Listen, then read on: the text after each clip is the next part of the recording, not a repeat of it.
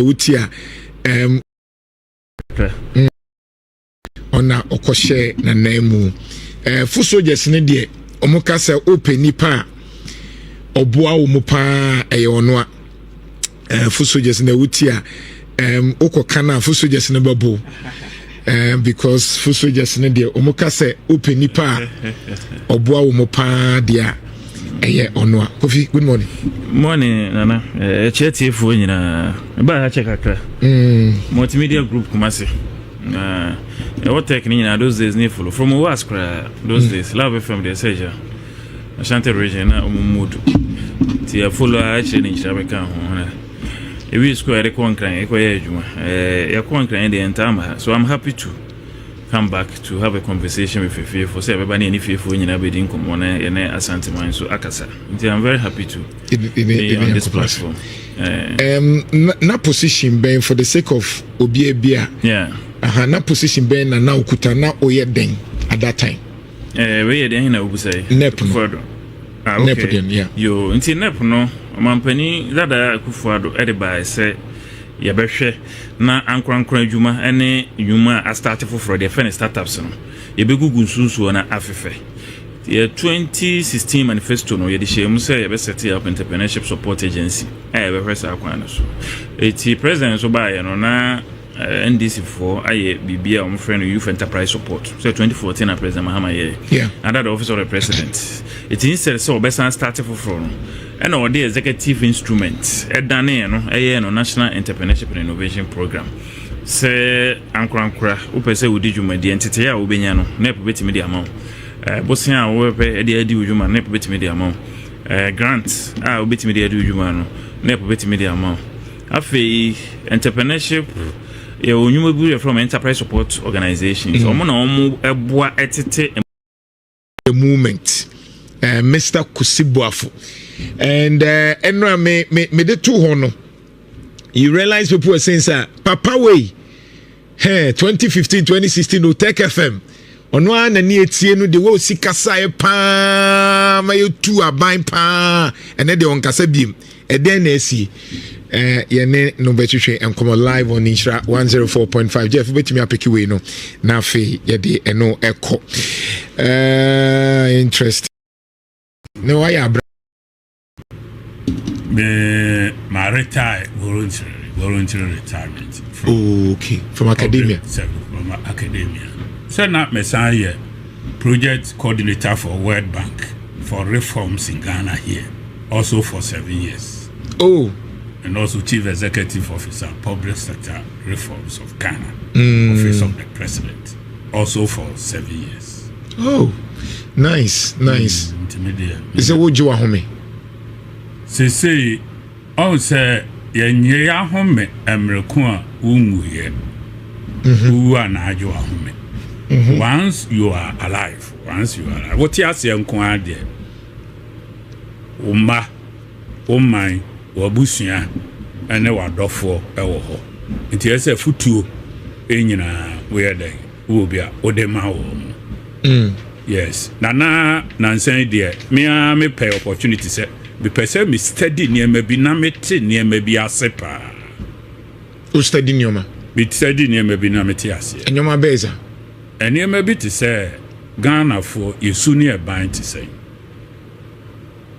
after na be study ya be say me person me hu but me person mete ase so obu ho a okọ na hu say o ye yi a omfam yin ma papa obey te say sabi akọwinsanfo ne adwamamofo akopi asore dem utranye yi kro be cartons unje den hu dabi e sofo enna me nyame adom abusua ho ye enso sabi wo se ni kuru kwase akra no eni be say 5 hours maybe you free banner or they buttons no be ka say yesu ba on the kind pope bible man interesting ti ne mari bu ho but you see from na do ho fra ho mo na akotena ba bi no omudi nkoma a udi ye din ba bi okra me kotena ho a omunum se me kusi bu afo na mete ho now observe na me tie bi me tie pa obeti ase ne se be age 9-10 months there waba Ghana fumu 80 at nyoma bi ase yi more than that I ate my time but me so me dey na me travel most of the time to my farms senya no nkon na me san ye kwanuma enso ka ho okay iti ya na bo ha me kokua me kwafu mu metimi asisi nkuru so a na o madidi nkoma ansa na madu ti se mituka ebi a 3 hours kura na me nuru asante achuma subu because ese mi jirigina kwaso na ne nkrofo di nkomo na me hwe nsuo galamse ya obobo din me ya mitimi ko gina ho hwe bi busa etie mu nsem ene ho ne ma ne nyina problems a wo mu face many ahemfo bi sira Asia di nkomo edefa what is actually going on there. Interesting. Two person who pay also offer me busa why MPP lost the election and what do we expect, what NDC promised Ghanaians and what do we expect from them and how are they delivering. Within the time framework make these promises, would they be able to deliver properly for Ghanaians? Right. Within the time frame. Yeah, Beba Hobart. Let me talk to you from timer. Mr. Kusibuafu. Yes. And go for the donor essay Okasa Emomunya GDS say John Mahama near the Nana Kufaduba. Yes. And Sassan Beba. If we say no BAT, no analysis now, it appears say na o agina yebet media boa amagana kone niminti. Yes, I bo wudin se besumo mine crowd with that mindset, no, dear, and Kagana bit me a under baby do share, especially public reform. Because in him say na public, no my basa basa, see kadie basa basa, management, leadership problem. And so people say they are disappointed in you because you did not deliver. What it be? Meda o mase. Na menso so meji dise obi a ohun de me ye bia no obete mase se menso so me de if he said menso me deliver a lot more of what you are seeing in terms of technology, any ideas, a lot more emanated from my office. Maybe if you hover digitalization. Yes, by 2018 you publish the direction that Ghana should go. Digitalization, a pillar 6. Also, digitalization in 2018. What in an you neighbor. But near a year home documents, ego, my call Rwanda called steady systems. Ediaba. So we say DVR, a lot of things they change you. Most of the things in terms of equipment, omu use no or printing, the omu de capture data, the omu de be we me am no omu to call several countries. So Monchere media pay, and we procured for them value for money procurement. Yeah, who say yes. Proposals call World Bank. Miana Michro, Semiana you. Proposal ebe maya ya assess so the opes Canada ye. Enti ese wochro we na mpesa meye. Me hia sikase. Kwan say ne befa so. Tamu amudi behuni. Enti obi a wako DVR obo saka bi wo ho no kura na meto ka ma wo mo bi wo no ma na mo beko public sector reforms ene ade netetare ho. So minivan ye bi Toyota ubetimi ehu bi wo ho no. I digitalization there. The Nima Moma from MPP was Dr. Baumian and Dubai. Yeah, definitely yes. Dr. Baumian. Yeah, there you could so. But say or by 2018, there now near Nadjun Crasser or Baba. No, I am Nadjun. Or no, best a bigger picture of the issue. Now, where you so to see be a cotas as a man war, no, was in the bed be a bunch. Go now, or you know, to be the abanche. If you office and answer, so definitely, Mumushia, no kind of Mumu, a project overall government vision. And only a so they appointment you. Coming because you have appointment. Yes. Okay. What is here? Overall educational direction. And then a doctor, a dutum, and so by. Okay. What is here? Well, president, you know, and then the vice, you know, and who. Adia bi ewo wo mumu a ye behia wo mo se omumra emeboa me man fa application kon na do dan kwakufa do omne frɛ wo se omne frɛ me yes tanam de me kira de me lecturer wa ha na wo kasa na me ko tech na me ko kasa Timiko and was it Jumadi we, that I shall answer. Now, indeed, dear, I had a pace carefully. Mr. D, similar countries, so many countries. Your my ye be a successful. Me call Rwanda Kusia. They are me call Rwanda Kohu Yenina, including drones, and no Namuhun or Ghana Hano. I see. The tobacco Obatese, Yakob bought me brew tape. Or what they are me call watch it. Na Ubehu said the musician share no. DVL you are my suspending no any other danger, you know. Ya said na me ba no boss so ma suspend. What you say? Ya was system a Ghana no. Enipa na ye adwuma no momu no e contribute to ye frɛ ma ban adwuma ye for no. What you say? A football team. This is what I told the president. A football team anka megu no aye rebuilding to say the Karim Zito ya sante kotoko. Menti ase. Obegu dean. Megu public sector no. Public sector say bia police ne ho na public sector be na. Public sector ni nyina na eba no. Wo kura academic qualifications. Professional qualification.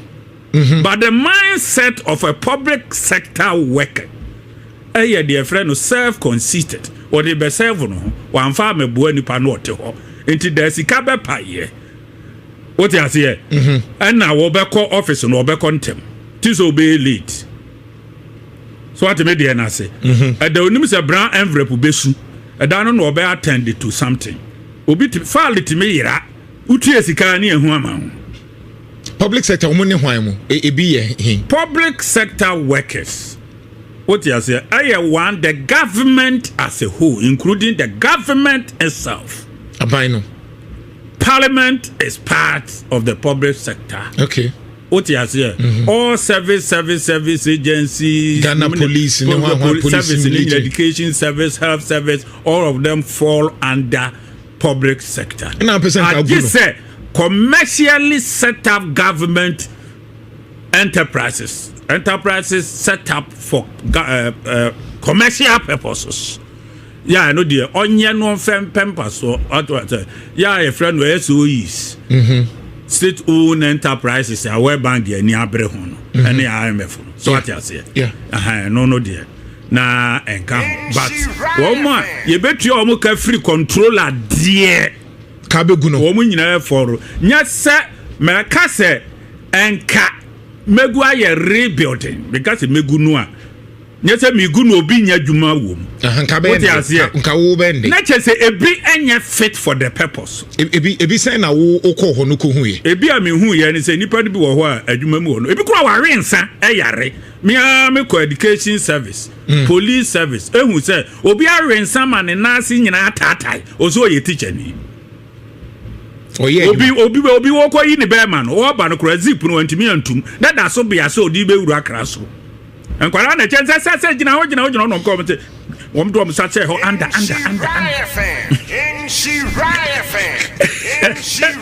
fan ewa hafu area me bokro ni dina e be ha adwen so yare no chira de ware insana se na adwen de so bi no call rehab I see e bi no age no ya mo tete so amre no tikura na national identification ba ne ani abre den o mo tete so ama utimu say yes problem ewu so ene binum so e carry terminal diseases okay e bi ade ne beko ntina na mo ka DNA no ma ya na mo bobo so no na ye ya akonya de friend no family tree sa na ye ba be use Ghana ntina na akọ hospital ye introduce ye advice no boso edin bebrebe no ya wo kwa wo file kura yitim peke no ho enti so yare wo bi atamale kura ya urukwa kra information no ho so ati eti yenim obi a family tree wo ba be hye wase etu ntimi nkwa wo nchen ama yesi yenim akora no ya ye DNA no e de ahye udinase enti mi nua so san akofo oba bi wo ba bi na sebe wo san ne wo a akora ne din be hye he ebeba be hye wo de na se ti na wo register ebusa several questions na da wo yiri be mia ni se fe na din na ebeba no oni na wo miensa na mienu abeka ho na obusa se efire he will you be able to answer na nyina ka reforms no ho na nyina ka ho mi nua ni mu di DNA ba reforms ni mu na DNA na ama ebeda no atrisi family tree no amu hu say yare ewe na ewom enti se nipa no kra yare se o so ya ban adwuma da bi okọ hospital esa mokọ na mokọhwe saade no na mohwe ni history na yi no ebi kra na ye terminal disease na se ni nyina be kọ computer no so ebekọ so enti se ebo na janto a na o ma bia be ye pie ni nyina be ye pie ba kokora ni ho se oba na ane no wo ye ne nkasa kwara anya ne papa no enti wo te bia kuma se wawo akra ye body na ebepie o ma ba ko akra na ebeboa o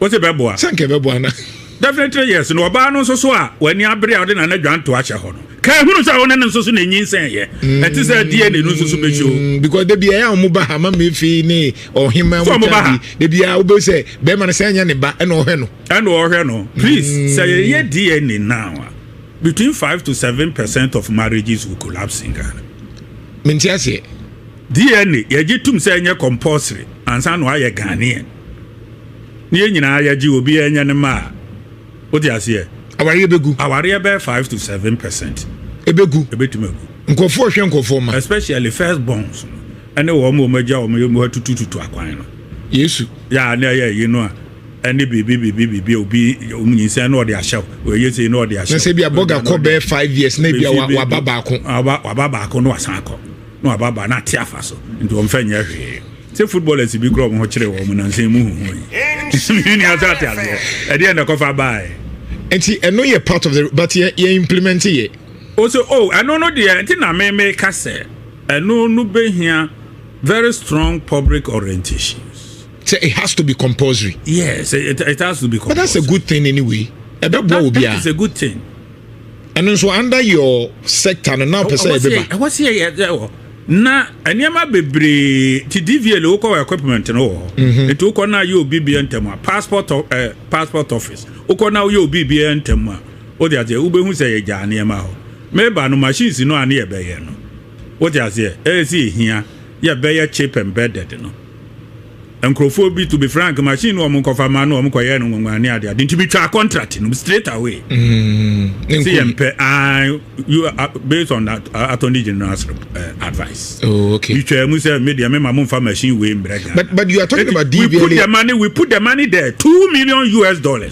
yes and the call back e come World Bank e this kind of koto what you say Central Bank of Ghana so ma yenya so mfaso 2 million no yen twen the next government ya obeba no utilizing money no ndi amumu so kujeto na na okohu ye nani age nani ade nese muje sika wo ho e ma ban I left a lot of money so mumfanye sa dem fen to ho awaiting me say ye ma contract no ye koto aba it could be 50-50 I'm a true Ghanaian, a true patriot. Anka ubetimi edi amadi ebesiesi. Oh, definitely. And yeah, it didn't have better crama so now there about Buntrimu de Senka Bibi. Basi Debbie. Dabi. Maybe your auditor sign a chartered accountant by profession. I see. And so on to minim Sania Menina.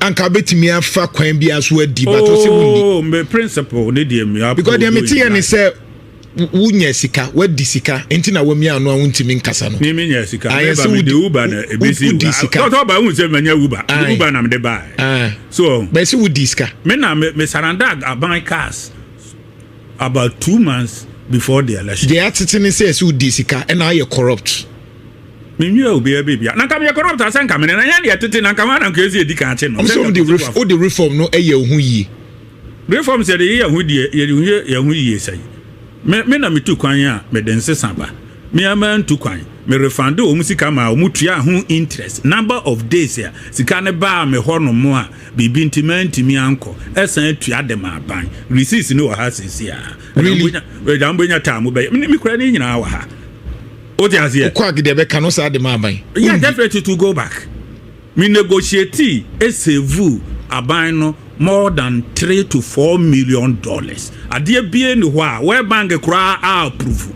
Me ne wo mo trase ekope experts ba trase for renegotiations. Really? That's no wo mo trase etete so adwuma koro no a etete so. Na dentro wanka because what trase ya de yetia ne we wieska reforms no di nyeska Mr. Kuzubwa fontimi nkasa na no afonti. Na bi ohwe me ye adwuma koko me obi ehweso ni emfa koko bags ya onya ye entene dwabase eni nsadwase enwananum afuo ni wono so you give to your bosses me menye obi a me wo penny a me respect penny.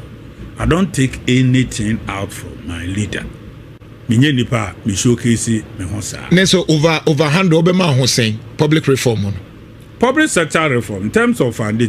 What actually created the problems are BBA call a COVID no a between mu na was a restructure budget and a whole lot of things to save Ghana. The reforms no they suspended no but say activities in the you delay no over a year awaiting the outcome of COVID and a honey money sign a resume. In the period no anka was a day no. It turned out to be about 2.5 years. Okay. Because of COVID-related matters. All right. Maybe a teacher. Sometimes I don't mark myself. Okay. But me I can say me perform very well. Yeah, Obi him say me performing very, very well. Me man catch up with it. On say we am I right in here? On say contractor me ma price water out. So and no gender action plan the be empower the next thing ananka me koso no yina me kwan and the professional indemnity insurance for roads in Ghana, especially major roads. Take Kumasi to Accra, Kumasi to Tamale, NABS Sunyane, Kumasi to Obuasi, Cape Coast, then maybe Accra to Takrade, Cape Coast, maybe Accra to Ho. Then maybe Accra to Koforiduano. Kawasi Masa road duninina professional insurance. Okay. Etina debia wote fofo so la na da to shim. Several years na road no e da so te Ghana budget. How much is your money in terms of road construction? Okay. How much do you have how much in allocate say your day be yakwan? Yes sir. Amount to no sir. And so you best say road na gumua na wonte ase near the aba yenkrofo tirimo kesenene ye be yimi kwan enti pressure aba ye de aso no wo so de agya no ho na hwete sam ne nsu asan beto ase no ne asan awodo biem ti kwan ba konkon ya awodo no be 4 times for the past 15 years because sikani ho no mo sikani ho de obetimi aye no no akachire company na ebeye ni say kwaje professional insurance to back the road construction. Say road ya wo be ye between 20 to 30 years. Okay. And who repairs ye be insurance company no and ya ebeba abeye enye government biem. So what me dey na say. Wow. That's great. Enti eyasa enkakra road kiye ye ka 30 years ye twem. And be now Dr. Kwame Nkrumah ye tema motorway no. It nanka say be priority a year a certain example so my ye. Na nya say portal be into company na be ye. Insurance company no who were to pre-contract and the premium na ma no. And na e be ye sa de no. What you say? Insurance contractor be ni insurance so be say why you road ni yi. One should have gone to contractor no and I say contractor no ebeje e de atu insurance no. Usually become contract pardon and chamumu kwa nankrofo achedi. This is the problem we are going through. In Kenya, baya sem yesi ekwana se abame. Enka major roads there. Enka o ya de asenkrofo nsa. What you say? Makohwe kwan ni bi ko Trinidad and Tobago ebi wo ho. UK krumu wo bi. Enka police patrol kwan no device wo ho. And insurance company no nya banpo na ato. Insurance company no so partner police. Security agencies. Enti wo mu patrol kwan no na ready road no ma wo mo. Epeke ma wo mu computer say ahebe say tokro bi ada ha. Enti ne yesi abruchiri. Ekwan da ho ba bi pa ya na ye. Insurance company na ye. System no wo ho.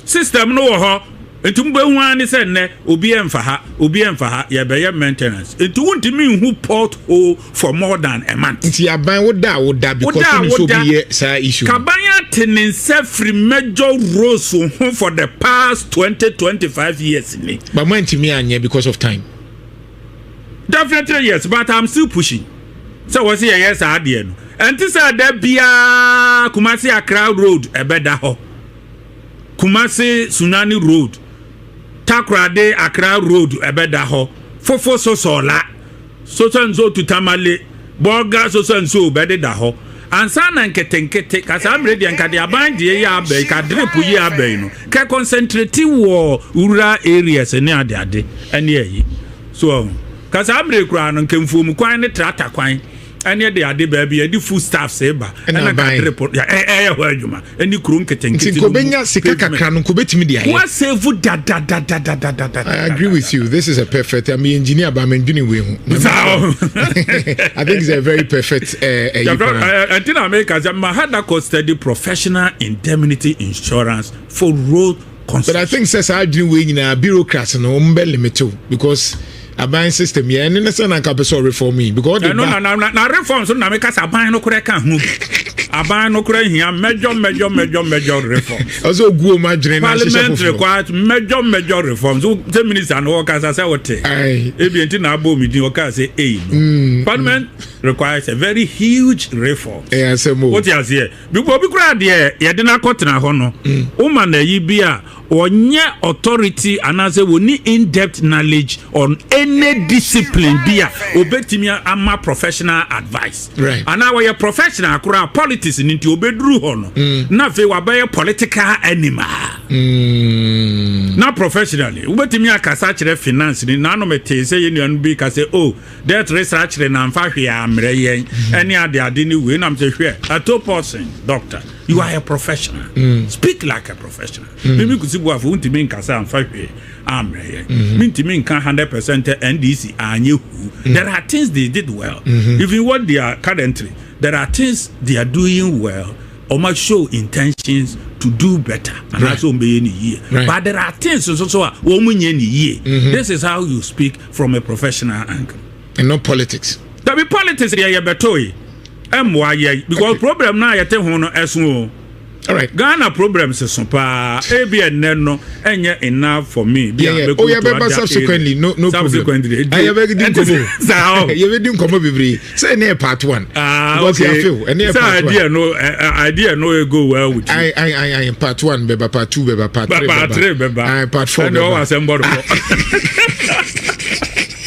maybe yeah the never kakra so the MPP lose here MPP lost elections one na party no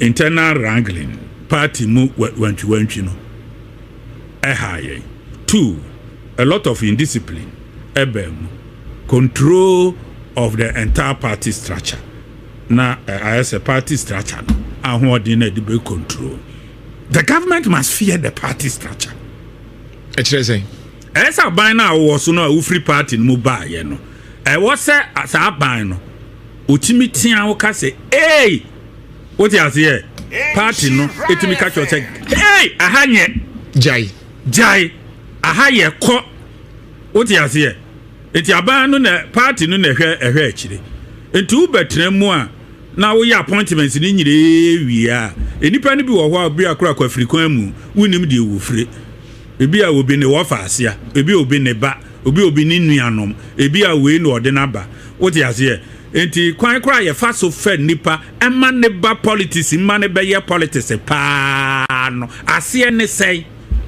portfolio ben okura dia no ode ba ye what you say yes no tiade no kra wo be ye no kra ase yie ana what me dey na say na entisa wo MPP mu ana etisade na make say no ka ho ti na me number of no so internal wrangling na because of the top party hierarchy now was it me control certain character near maybe ebem ebi adi enyada Dr. Buzia no mo pen so yo mo ba ya o mo kokoko Victor Usu mo pen so ebi di yenya ema MPP no internal wrangling we say e conference mbai so at me dey na say ema party no emu chiche ema ebi kodi UNC and son of Popular Front Party and then UNC no so you buy a convention e krim pa William Eba oka Popular Front ni UNC di ebomu e biti Dr.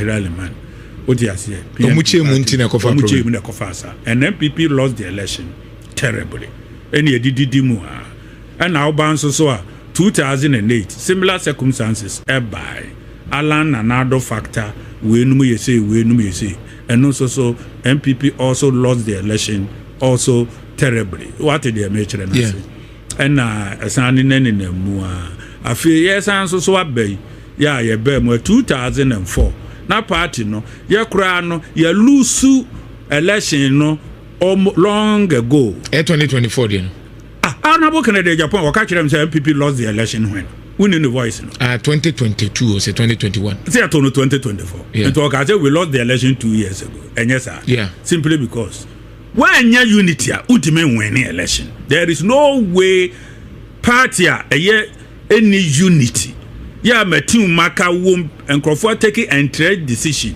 now more koto aba ese munya absolute unity 2.5 years or 2 years clear before the general election. Nade na munim say na unity ni hon so na mo pushi a candidate say antoma no wobra munim say internally no enyoma nkoi enso yet na MPP go so ka say mo be break 8 whilst you know say unity ni definitely so okasa election there say your fortune anything at all can happen.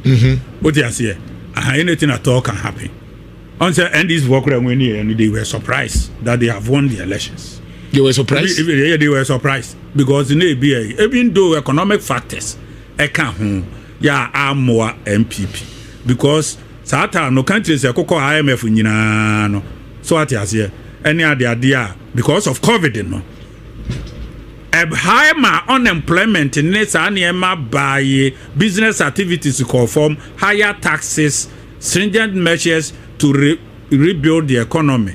Sacrifices ebemu job layoffs by Ghana the Ebiama.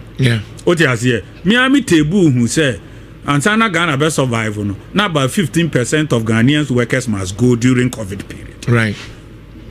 Anya juma because in who about so say nipa hu hia na nipa mu okotena fie wan hwe ogu na bansa boka to protect human being. We yes ani nyina no be run into excesses. Ba it remember when your economic upheaval problems aba currency no ntimi nya stable and we nya yi na bremu more enti no opposition when your field day COVID really contributed about 30% of NDC victory and our internal wrangling so contribute to enti ya be kono de na about abeboso enti mu ya ayi kakra bia na mo internal problems no ade to aba ebe mua na no so akoye se ebe hanti yakono 3 parties but 2 year and na very strong NPP and DC ba akubi wo ho your friend party a to aba o ton to aba na no etia MPP more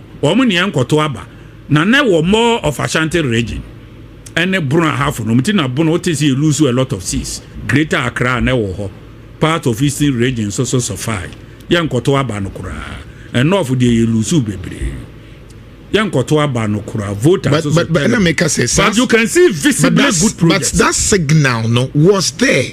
The point is that signal of yankoto aba because we are experts, you are a researcher. There were a lot of researcher nature say Ghana for say the country was moving towards the wrong direction. So that signal no by even 1 year before 2024 it was 2 years. It was very consistent. It maybe cry NCCAB, CDDAB, Global Info Analytics, EIUAB, Fin Solutions EAB. It was very clear, and yet now one crowd because emfa still now move winning. Is it that say now I feel the more as you can say elite scratch for party. I feel na de scratch some ne bema.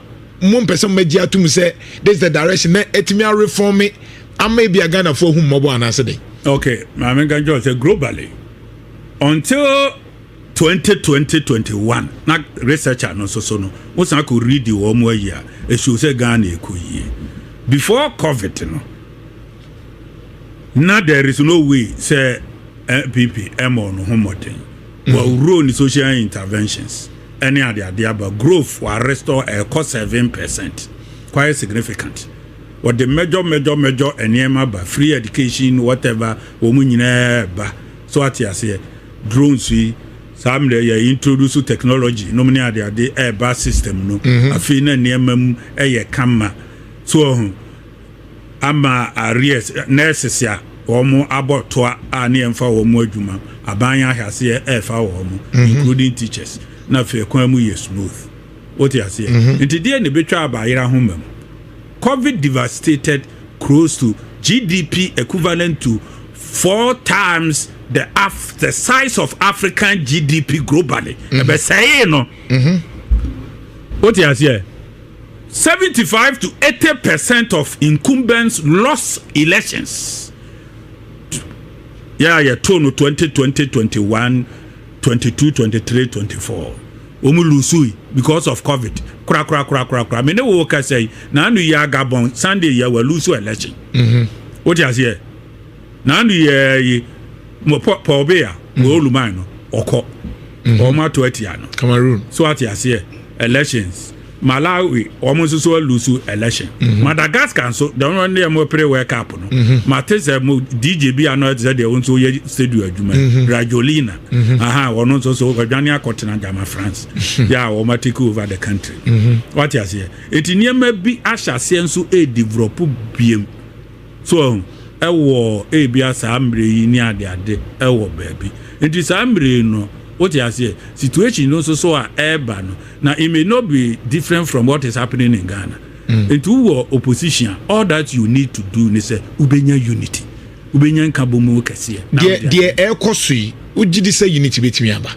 Because for example, Baumian Crawford did Ken atem, Ken Crawford did we atem. Away to man abronya faha, we afaha. Do you honestly feel said the omuye unity betimi aba? Party this unity ebema etimi gukura. What you say? And etimi bakura. The map obi abetra so chair here no. What you say? Say Cameroon. Na Amadu Ahajo na ye president. Ana Pobi aye ni vice president. Right. Amadu Ahajo actually free Kano numini Nigeria numne Mali numo type on ni. Right. No mu free se funa ni nia wa benye sika wo hobedema. On the name twe bro twen hunwi. And o de aba be ye president. Cameroon. Enti also mu yi no. Enti do omo koye Amadu Ahajo ko hospital. Omo koye no na omo koye fake report. Pobi ame aye. Ebi a wa lusu nti metimi aka. Na wa me aye sa de no. Yes Amadu Ahajo yare. Omo so constitution mu so kire se so yare a ada se be ko general elections. Ana se obe hand over to your vice.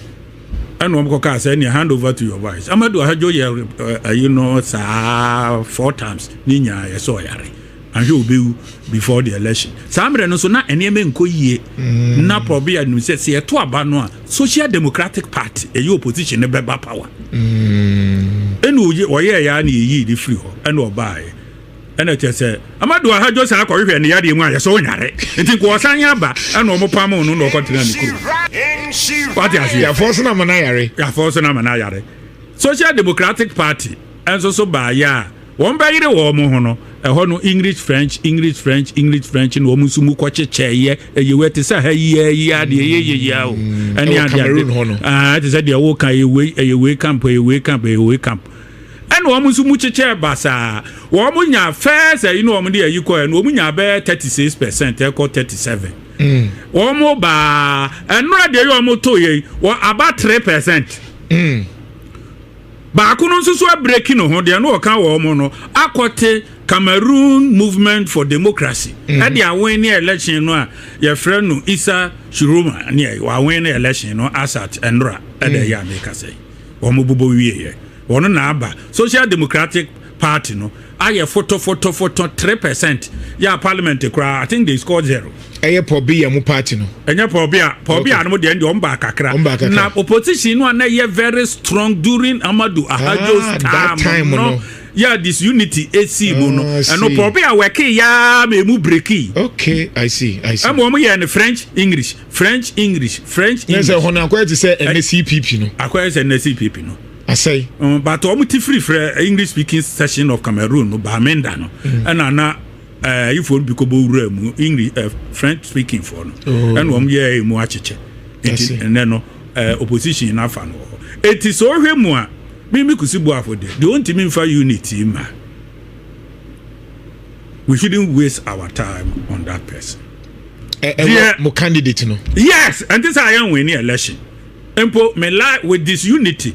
my whole lifetime, I may not see MPP in power, even in this unity. With this, they mean we did. Number one, Matthew or Mache.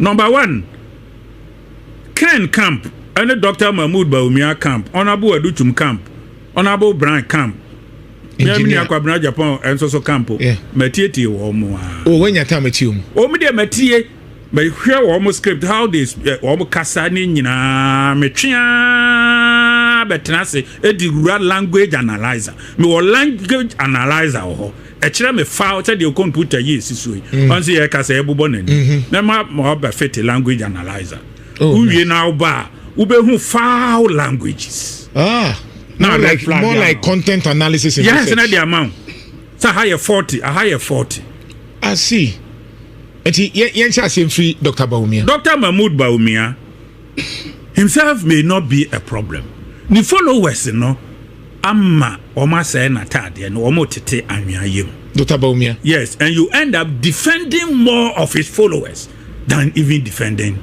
Doctor himself. Echese sabiri no. Wo mo edi na chi ni bi kasa no. Anya mede mimi kusibuafo. Oti ase ye nko ayefro emfa preko eni achi. Hey, obeyo atade mu fi.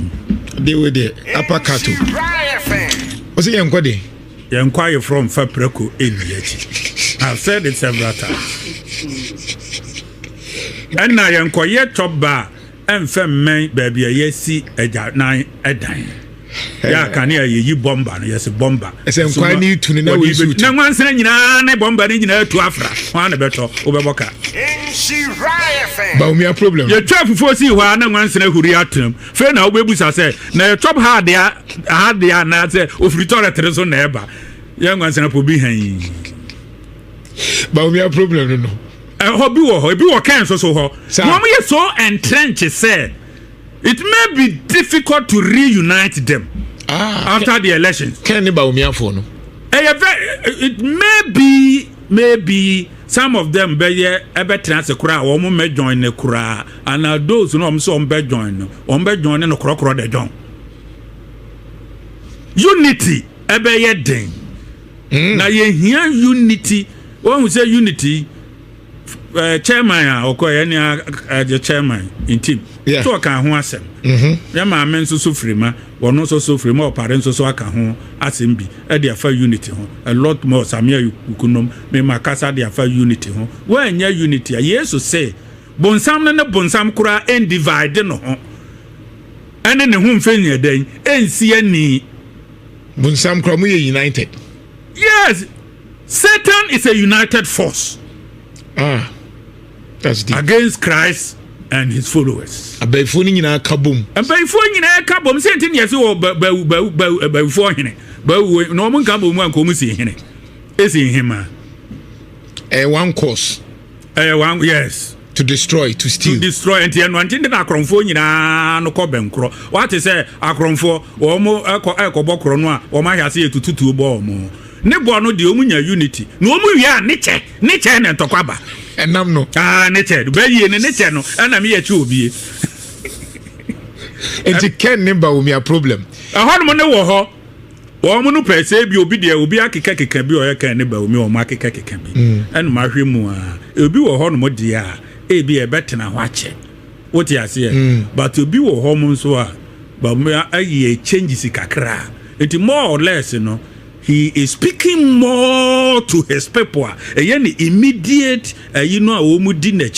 what you say, to become very circumstantial in all the discussions. No one present or message ye. No munya kasa. And even within a while on so no. What shall see two almost for den. But what about the larger electorate? Or medical what you say? Yesu Christo bebano and wako say Roman father emus. Now we shall see and go carton so. And a Pentecost suffer. Mini o bomasu. No matter say Yesu totroba international. What you say? Now ba I use so Mr. D no me the honorable aduchum ka ho. So far me who too much of any me spot only one but no cra no maybe nye be me catch and say honestly it could have been packaged different way. To say you been with the make catch Dr. Educhu. Yeah, they could have been packaged and explained very well. Only fundamentals. Or no, the other year economy. Once the Dr. Mahmoud Bawumia can say yeah patch out and or no can say but only time into honor yankakura. Okay. At this unya time. Now lay the foundation to discuss the media person who interview. Maybe me a twist no.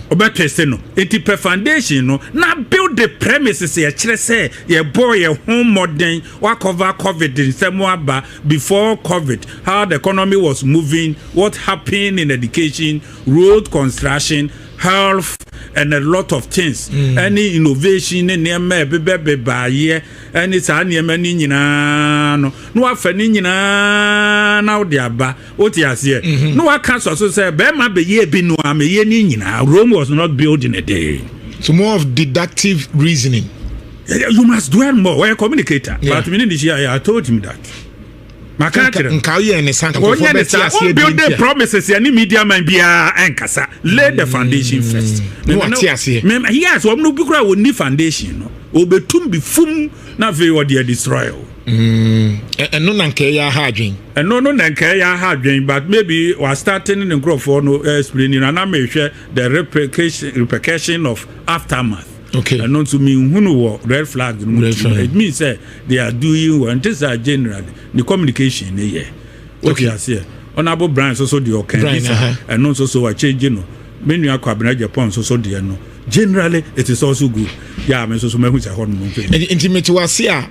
It appears can never umia red flags no doors for chain other candidates. Followers no honor program no wo tong but is it not possible mo na mo ye mpanyifo a mo kire ade a mo tete ye wo ye ka kire se panyi tina se na nanka ye wi na wanka ho hwe de be ka ho definitely ya do be ka ho se akwala no ukofie bi ne ye twi wi mi omu a mpanimfo ne hunu nom ansa wo fa se bi na na rensa wanya ne be ko enam ko enam si kwadwo ensanye o ya nom wo se wo fa me nam de nsan be wi ase me beto mo na me nuano me bra wo fa no mpanimfo se na omu nim nom una na wunim nom a na mo hwe ya me nim nom sine minti na wo betumefo Maje champion. Aka mo ba ya mo nwesere me wesere. Mudi fufuo se me di fufuo mesian. Obetoye. Enti uko na wifo na ba bia nso so obetena na o mo edi wachi no nso so no ya define your character. I see. Yes. They represent you. Onhwe ya o mo de behyew. Any award Romero Diocco concept. And no so yeah Italian political philosophies. Okay. But your friends say Romero Diocco. Okay. Maybe I'm not there. Yes. I'm interested. What's it saying? Romero Diocco, Caesar Borgia, on the bay Pope Alexander. Ah, okay. Ni baby ni a friend Romero Diocco. Okay. Nana Okodin Samone was Siena. Sembra Pope Nana Hono. Nana Osma Romero Diocco. Ono na no man could send someone no man. No one keep the D intact. So as Henry Kissinger, what you are saying, or no so no Louis Howe, or not so none any secretary. Media we say ragamuffin, nominee India, media in your own man. Now Kissinger reputation remains intact. Tell woman who say, hey, sir, Kissinger and this age more we not a trim, not check. Kissinger survived several, including the invasion of the Bay of Pigs, Cuba, including Richard Nixon's impeachment, or survival several things. What they are here, presidency be the only president here when you sue Kissinger a year. In fact, later on, will be soon 100 days time no use soon. Nanka year Donald Trump. Okay. And I can know so on pen. But I tell you who said China, Iraq, what they are here, and we're afraid Kissinger. Now Kissinger say I'm too old. Now then was a call. You need to pray many wheelchair or Kobaya 100 times and a Kissinger. A weir. Or not a free president, a we say. 6 man extra. And the dear Kwana Noy. Or what the charisma. Okay. And when yes. What you say? Or who do the cloud? Yes, and that is what MPP we also need now as both party chairman and also as a candidate. And so Kurano na nimudua it me push you. Sir. It is a timmy a pushing some be back. Say me di wo dwan to achi say wo na candidate na me kusibuafo e bi akwatante me di wachira. E was assembly ho am be kan uhuhu e was say push me tentem say everyone unru ho en kan sem we. I say wanim dua ne udi me na ene wa yi no etimi ye tia aba even though you are not holding a stick. Leadership. Yes, sanity. It is a teacher ni bi ye teacher we ne ba teacher fo bi e wo bi tankwala na kasa ye bo teacher ni bi dia but ye steady na class hodi ye dey be ntra Ni din keke onya mpie ye mpo ye say na obeba school ate say aka say teacher na afi ye wa droba ene wo beba obi abeko school say start ni e wo school mu obi ampa ne ho ase na bi obego ama Obo ball penalty kura football use ball no kura obetwa ama half time no wa ball ma san na wa second half then we fa no ho be o say when your ball pa na ugina so na wo twetwe or the discipline ba area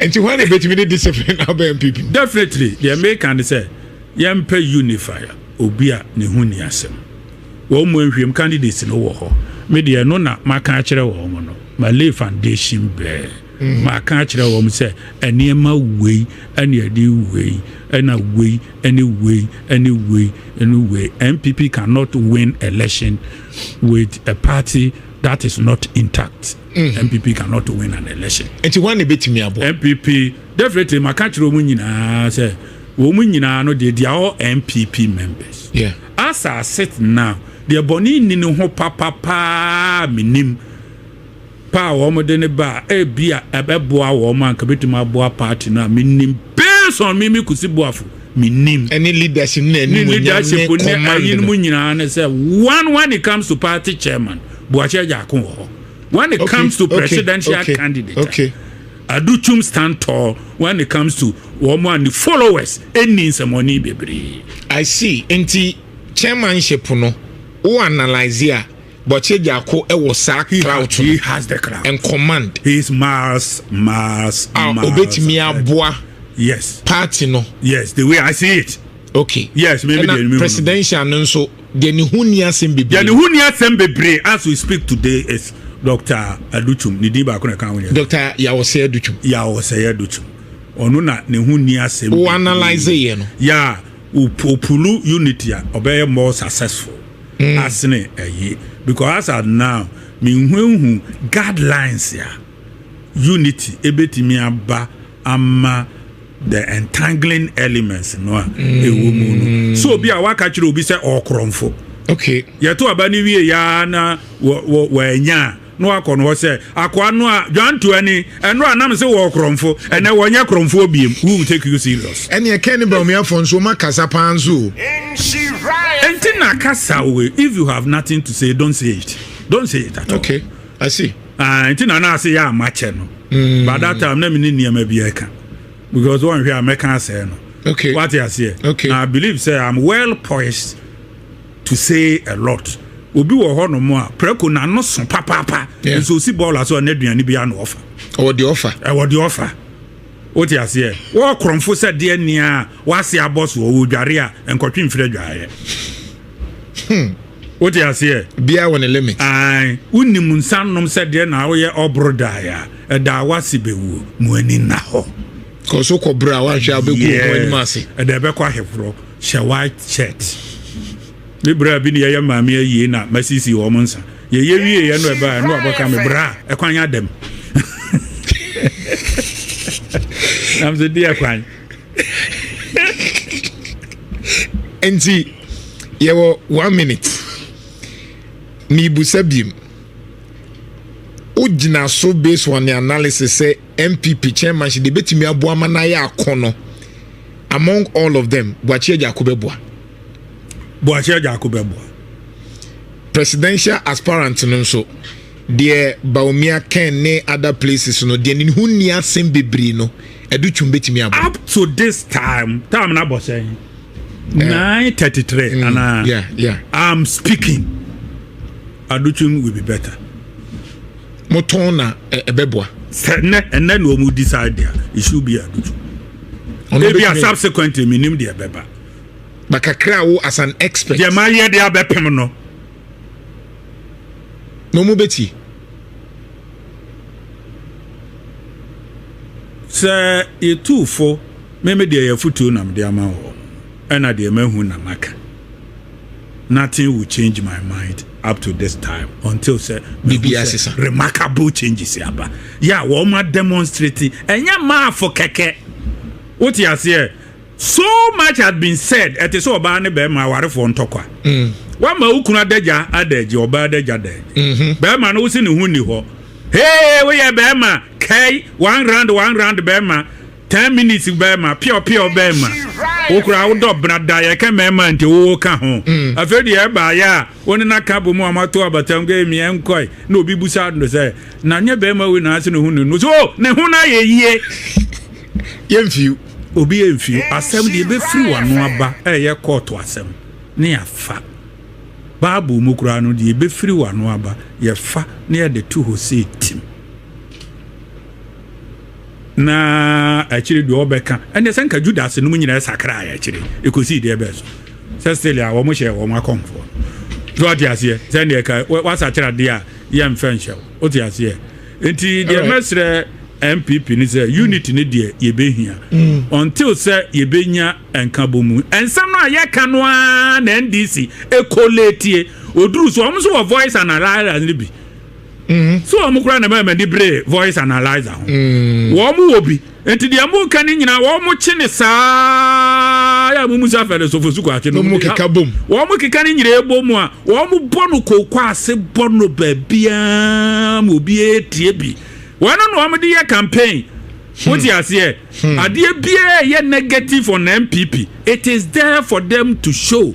Me amako to akura bia e wo poku krom area ho. What you say? Ya wo de Fredachi and the kojina wo ho. Wo ma so generator akura edan ye siwa ye be nsia. E ya koko no omodo. Eyi TV e wo ho no mo generator esiso. Mi ko hwe bia koko bo ehihye wi ase bo ani we propaganda no mu ye ya no mu di galamse sa ha ye betu galamse no ma kotam bo msi untumi na gold ma hu gold da mu mehwebi no ma ta akofa untum video tinyoma na MPP ye na no eno mu yusu sa obi won so a ade bi di ni tirimu demu wia edin ankasa so obeyi ade afiri mu oti ase 10 seconds efutu ade be ma Ghana for 10 seconds. A foot on the Bema Ghana for generally is about Galamsey. Galams go to now what say a new way because you need technology, ye debate. What you say? Yeah. And ye can say because you are not new or woman. Meaning so much a too. And see our Ghana 233. They move 218 ya saying Galamsey. Until I'm we be in American. So say politicians no nyina no wo mu nyina ni abre wo mu do ma no ne be fore ani ayi wo mu de ka no wo mu de eyusu e de ba power obi o de galamsey yeah power any ade no because most of them they are political financiers. Most of the galamseyers are financing politics. One no ni taxi driver wo yes say sima no man de ko politics mi nete wo no wo so won kopam no no adan adidi Upam taxi driver, obeda no adidi. Eye wo mu Uber.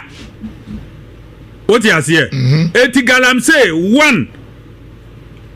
Ya hemfo binuma ye hwe han. Asofo binuma ye hwe han. Ada wa hu sem gofo sofo bi ko gina nsuo hu bomba ye se Nyankopon mo ana galamsey. Say na ya asofo. Yes. Hu sa ade no. Ha! Sofo. Sana don the Baptist be ye yanke eternity. Tell your minister, tell your king, tell your president to say the ekwaso no enya nkasa na wa faili. If you fail to do that, it is ungodly. Right. Holy Spirit na be kan kire mo na no ambeka aye no watuko krobeso odaso organa. Speak like a man. Na ya kukoduro na da ya be heaven no. Wo be ka se tie hu konkron. Wo me be di kan wo hell. Followed by people who are wo mu a eye ehufo and a better so sans and the drama for ne akron for no aba mo Abechi. appreciate drama here amuntu mo you can't tell your president is galamse no enye enti won twa so no na kan ye all right thank you enti madam say na men kam ho no you part 2 mo no volumes of episode part 2 part 3 part 4 see I feel tie what on here kasa ai yakupon shiraw we enjoy meaning say on crop for bebre wo ho NDC fo de omu kan ne bebre omu so po azem omu po NDC fo ne po azem pa so me say man kan no kura no mewu ai me na me kan say da me wia aban sika na sabanya nkumi nyame nkumi a mesom bosom what is obi aka bi da David obi e be ma on kan bi challenge me se kusibu afu na kan we mi so me ka bi se da pa obi wia aban sika what you say nyame nkumu a obesom bosom Edding but that's it papa me basis here insha 104.5